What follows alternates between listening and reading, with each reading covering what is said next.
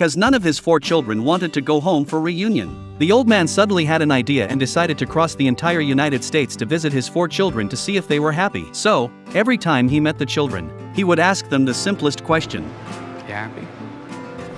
What do you mean? You happy? Yeah, of course I am. Hearing that his daughter was happy, the wrinkles at the corners of the old man's eyes hid unspeakable joy. So when facing his eldest son, he hoped to get the same answer. Are you happy?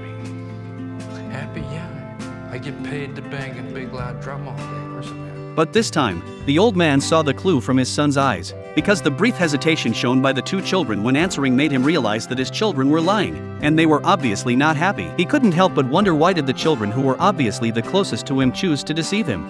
It turned out that a month ago, Frank and the 4 children had agreed to reunite on Thanksgiving. But on the eve of Thanksgiving, a sudden phone call dampened all of Frank's enthusiasm. The eldest daughter's voice sounded on the other end of the phone. She said with some helplessness and apology that she was busy with company affairs and might not be able to attend the party tomorrow. Although Frank's heart was full of regrets, he still held a glimmer of hope. After all, he had 3 other children. However, just after he opened the message, he received messages from other children. The youngest daughter also left a message saying that she would not come tomorrow, and the reason was exactly the same as that of the eldest daughter. Messages came one after another, and all 4 children could not go home because of work. As a father, Frank felt mixed emotions, but what could he say?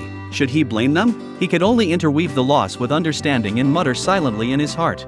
Since his wife died 8 months ago, the children have never returned home after attending the funeral. When his wife was alive, she was a bridge between the children and Frank, and the children would tell his wife everything. But the situation is completely different now. The children basically never call him. The alienation quietly penetrated Frank's heart, and he just simply wanted to know whether the children were happy. Frank stood in front of the mirror, and the huge sense of loss deepened his longing for his children. So after thinking for a while, Frank made a bold decision. He wanted to cross the entire United States and visit his 4 dearest children one by one. At the same time, in order to give the children a surprise, Frank chose not to notify anyone, so he wrote 4 letters to his children, packed his bags, took enough medicine, looked around the home where he had lived for 70 years for the last time, and then set off on the journey following the eager eyes of his wife in the photo.